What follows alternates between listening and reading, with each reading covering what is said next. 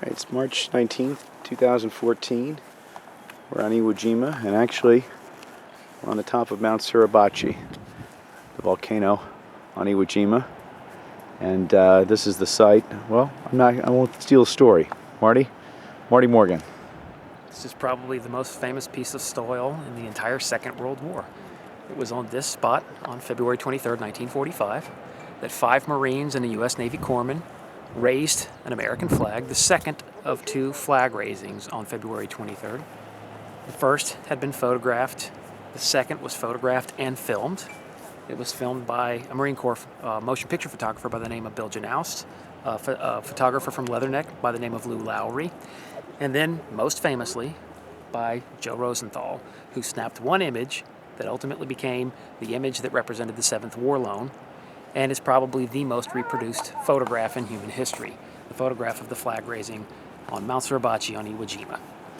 It didn't mark the end of the battle. In fact, it was toward the beginning of the Battle of Iwo Jima.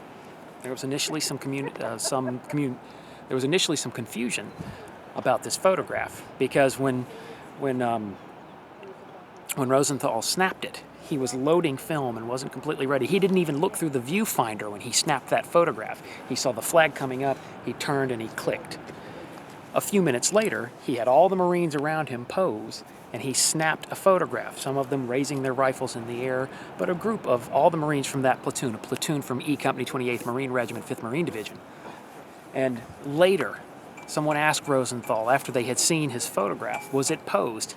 And Rosenthal, thinking that they were referring to the larger group photograph, he said yes. That led people to conclude that the famous flag-raising photo depicting the 5 Marines and the 1 United States Navy corpsman, they thought that maybe that photograph had been posed, but no, that photograph was spontaneous. And that photograph, once again, depicts U.S. Navy corpsman John Bradley, and then the Marines, Mike Strank, Rene Gagnon, Frank Sousley, Ira Hayes, and there's one more.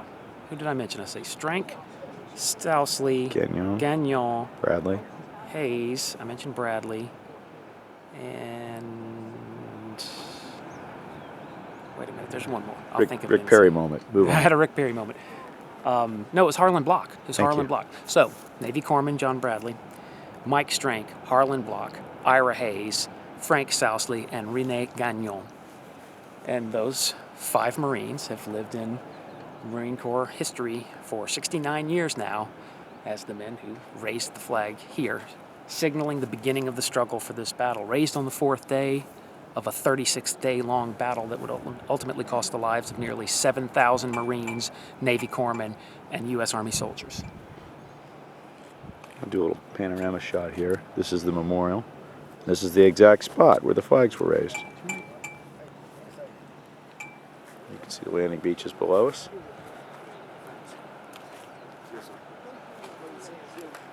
Maybe do a panorama here. Japanese memorials.